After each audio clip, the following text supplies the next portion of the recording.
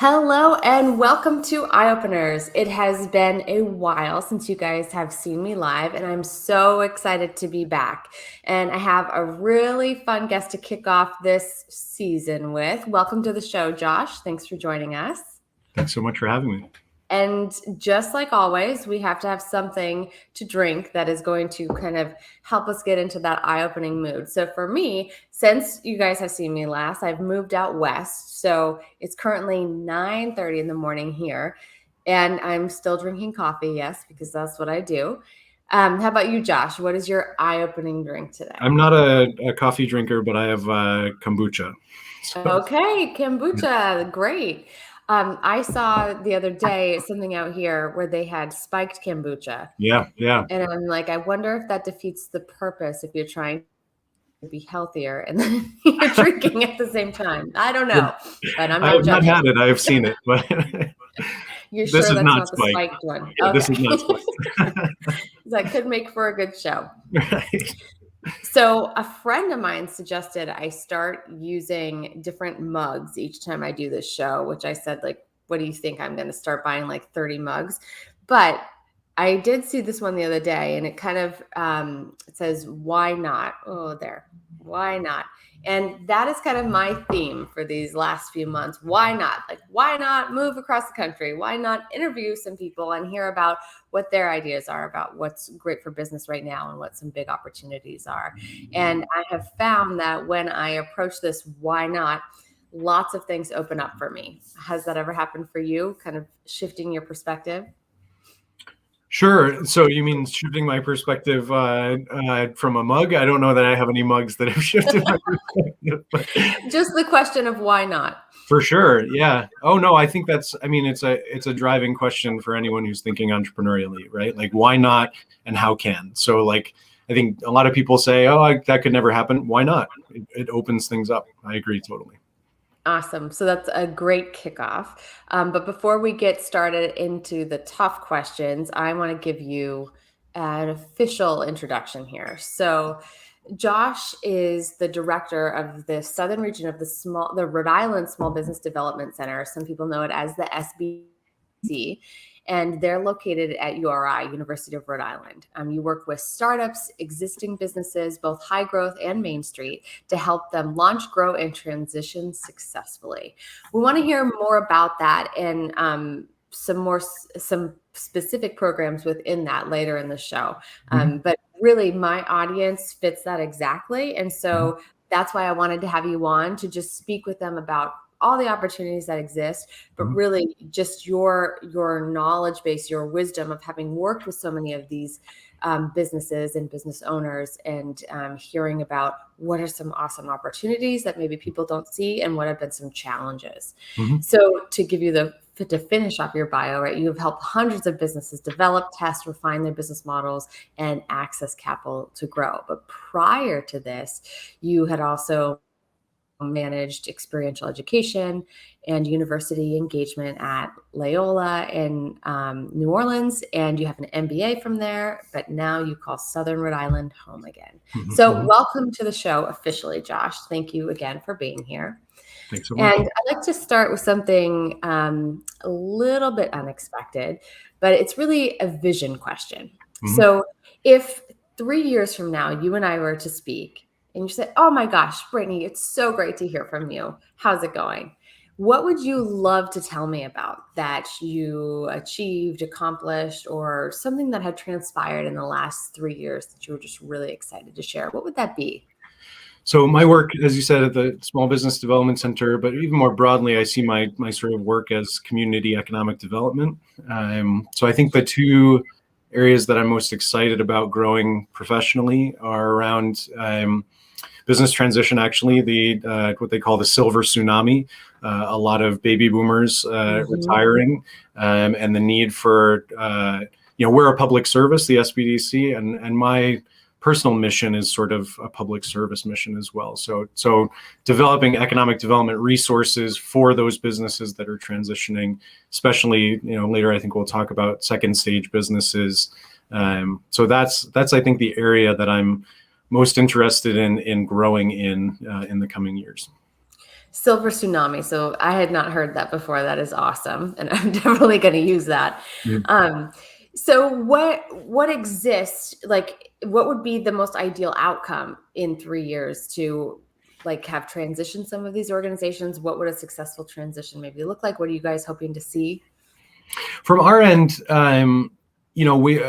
we provide these resources and services and develop programs for businesses. So I think, recognizing that this baby boomer retirement is going to lead to a lot of transitions, and that can either be, it's going to be disruptive at some level, but it can be a economic development opportunity for the state, or it can be, a challenge, or could do, negative effects. So I think it's really about developing really robust set of programs and resources for those businesses, especially the ones that wouldn't have it otherwise. It's a scary thing to transition your business. I've talked to a lot of business owners who say, I learned how to start a business, I learned how to manage a business, but no one ever told me how to close a business or transition a business, right?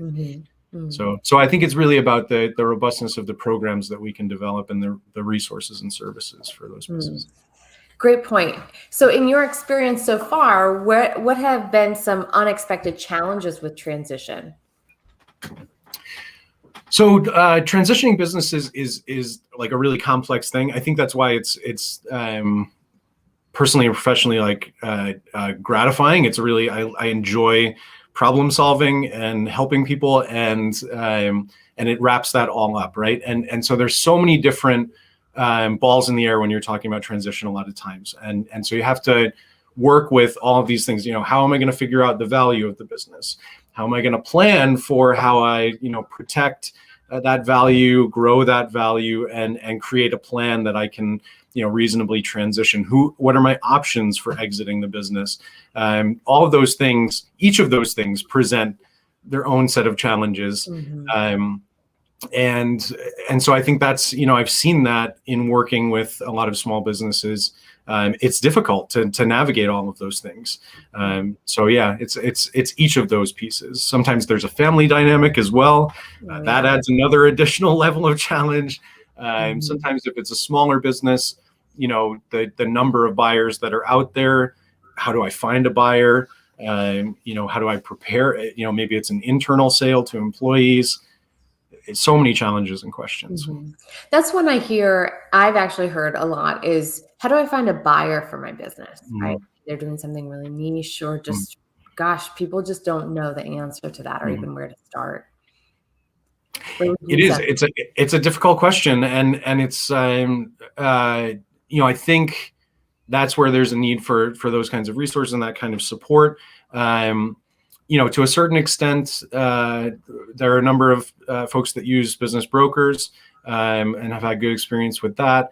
There's obviously the stuff that gets posted online on these business buy sell websites. That's challenging. Most of those businesses that get posted online don't sell, and so it can be really challenging. Identifying key employees or potentially all of your employees. It's thinking through that plan is really important, because there are so many things you can get caught up on. Right. So with this silver tsunami that's coming, what do you see as the greatest opportunity for you, for the SBDC within that? What's like the responsibility, but also the opportunity in there? Yeah, the opportunity is to, there's bigger small businesses that are going to have professionals who can help them in the transition, accountants, attorneys. You should always have accountant and attorney involved in the process anyway. But I think some of these smaller, still some second stage businesses need this set of resources. We're a no cost confidential resource for businesses. So it's a scary thing having someone to talk to who can be objective, who can offer good fact-based, evidence-based sort of resources and information. So that's really where we see the opportunity we do one-on-one business counseling. It's sort of a hybrid between counseling, coaching, and consulting as needed. And so that's where we would really, build out that kind of programming. That's what we're looking to do.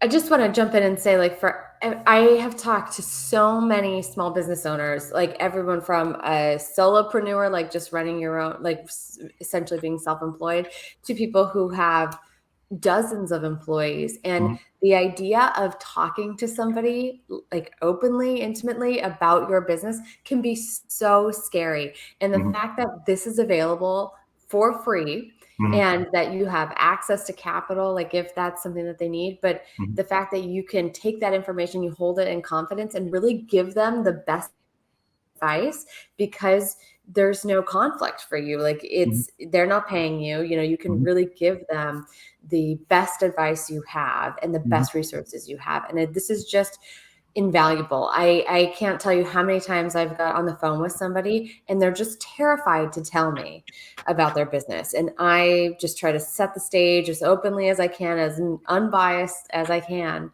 But I hear this in the question all the time. Like people are like, "How are you doing? How's your business doing?" Mhm, And I think there's so much pressure to be like, "It's great. Things are mhm, going great." It's just mhm, kind of like when someone asks you how you are. mhm. But if you can enter into the space where it's okay to be like, you know what, things aren't going well. I Right. need help. I don't know where to start. I feel like a failure because it's not going well, and I am clueless about where to go. Like just the fact that this is available is so beneficial to the greater community, but also to these entrepreneurs that sometimes feel like they're on this road alone.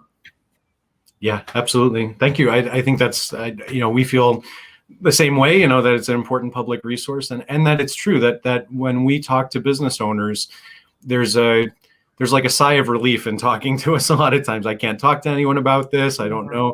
know, I don't want to say anything to anyone publicly in any way. But yeah, being able to, you know, even the question of how do I figure out how much my business is worth? Who's going to buy it? What are they going to Mhm. look for when they buy it? Right. All those questions are, have complicated areas of figuring things out, and you need an objective, resource to be able to say, I have a certification in business valuation, and working on one in exit planning. We don't do that formally. I don't do, business valuations for clients, but we're going to give you that sort of objective look at, you know, what is your business worth to a potential buyer. That makes a lot of sense. So what kind of brought you to doing this work today? Like, and I want to ask you, like, on your personal journey, what brought you here, but also for the SBDC, like, what's created kind of this spot for SBDC and the purpose that it's serving. I've had an interesting journey, maybe not a straight line. My initial studies uh, and work was in music, and then in theology and ethics, and in ministry, and then in business. Wow. So I've gone I've gone a few different ways. I think the common thread is around service and helping folks, around solving problems, and building relationships. And so that's sort of, I was doing my MBA at Loyola in New Orleans, and had a wonderful community there.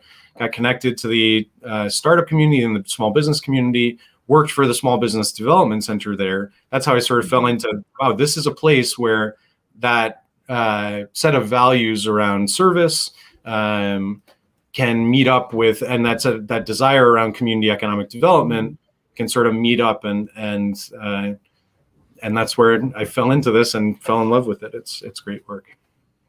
Awesome.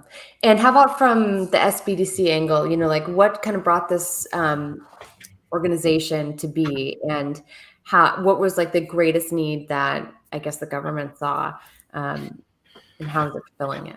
So SBDCs have been around since the 80s, and the Rhode Island SBDC was founded in 1983, I believe. And I think there was a recognition, leading up to that, and advocacy work leading up to that, recognizing the value of small businesses to our economy and to our communities, and that small businesses, we've seen, the data that's out there, they're job creators, they are, they're engines, and whether you say backbone or lifeblood, or you hear all those different, terms, but it really is true. I mean, they're so vital to the communities that they're a part of as employers, as, providers of valuable goods, services, experiences.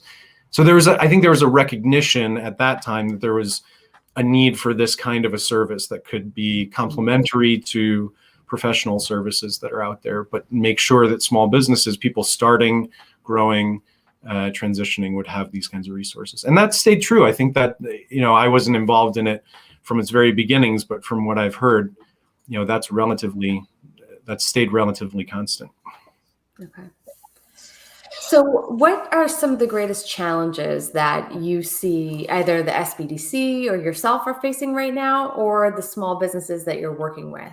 What are some of the greatest challenges that you see coming through the door? Well, this past year and a half has been pretty crazy. I don't know if you'd heard, but Yeah. So there's definitely, this past year and a half, it's also been certainly professionally gratifying in terms of doing really good and needed work. Right. So every business has been obviously affected by COVID, and so people, facing challenges with cash flow and finances, identifying and being able to secure the various different loan and grant programs that were out there, navigating all of that kind of stuff. And then, the challenge of transition, it's sped up the transition for a lot of baby boomers towards retirement. I think you see that not just in the private sector workforce, but in public sector and elsewhere. So yeah, it's sort of accelerated certain things that were already happening, accelerated things toward e-commerce and other sorts of it's the things that were already in motion. I think it really accelerated, which presents, I think this is entrepreneurship. Every challenge is an opportunity on the other side of it, right? So if it's a challenge to you, I would talk to businesses about their business model. And sometimes it was like, oh, you're talking like, this is sort of academic, and how does it apply to me? Suddenly your business model falls apart because, of the pandemic, and you have to figure out, how the heck do I reach my customers? How the heck do I, keep delivering value? How the heck do I stay connected with them? Those are all these business model questions. Now I have to go from the business model that I've known to, innovating and changing that. So I think those pandemic related challenges and opportunities are definitely the biggest ones. And it's accelerated everything, in that way. Mm-hmm. Right. So that's another great point, that you guys do a lot of the business modeling or business planning for people. So if they're in startup, or even if they're already established, that might really be beneficial for them. What is like a breakthrough moment, or a moment of insight, right? An eye opener that happens when people are in the door with you guys, and has there been a theme, maybe even just over the last few months, or what are some really significant moments where it really changed the perspective of the business owner, or what they saw was possible for them? Yeah, I think we're in the business of opening eyes, hopefully. That's and it has to be. I think you probably know this well too. It's in this world of sort of coaching, counseling, consulting. It's people's eyes are open when they're ready, and if they're not ready, they won't. So. So we find, whether it's an eye opener on the business model side, where people say, oh, I thought I was going to go in this direction, and then I, looked into it further and I totally pivoted, right? Or the pandemic made me pivot. That sometimes I've seen that kind of an eye opener a lot with businesses. With, more established second stage businesses, sometimes the eye opener is, I've built this and I've gotten it to a certain level, and there's something sort of pressing down against that growth. And sometimes that something is me and my own limitations. And that's an eye opener too, right? A humbling eye opener. I might be the limitation to growth in my business. So I've seen that too. And both of those, it's humility to have your eyes opened by that kind of thing. That's a really great point. The point about humility. I think that in my experience, right, I've seen some of the same things you're talking about, and even just my own experience as an entrepreneur. That the more open I am in like in releasing my ego or what I think is going to happen, and just being open to what is happening, then the easier it is to make these transitions. I mean, Mhm.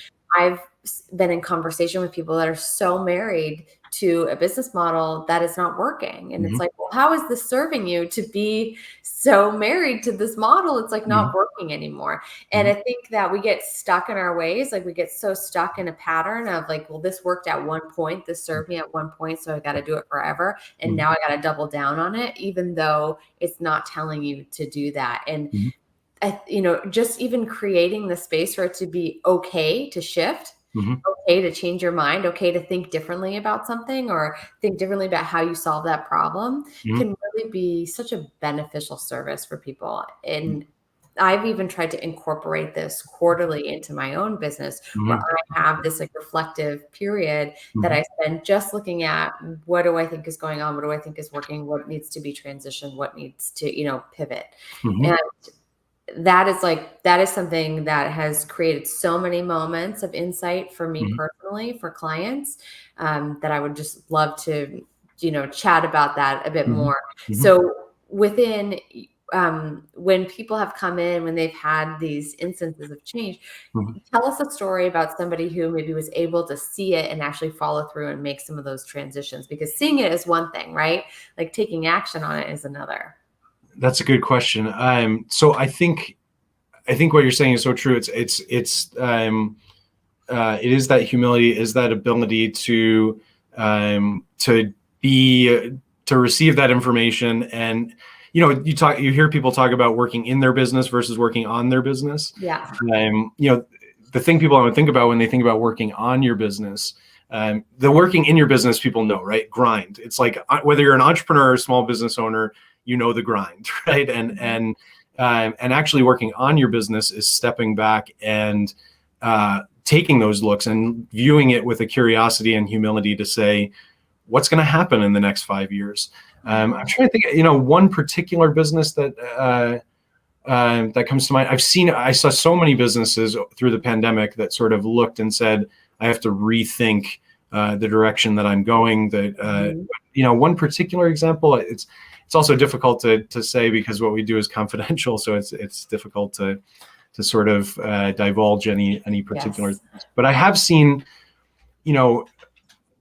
a couple different local manufacturing companies, second stage businesses, who have had to recognize owners and founders who had to recognize that it was their time to sort of move out of the business, to retire, to transition. That takes a personal humility, and to be able to say, this is where this business is going. I've seen some businesses where folks have held on when they shouldn't have, and it does damage to the business. And then I've seen some businesses where they have recognized that, and that has led to a much smoother transition. Mhm. And then there's also a recognition. So in another example, I know these are so vague, and I apologize, but another example of a local manufacturer who has a founding team who are reaching retirement, and then a sort of second in command who's ready to take over.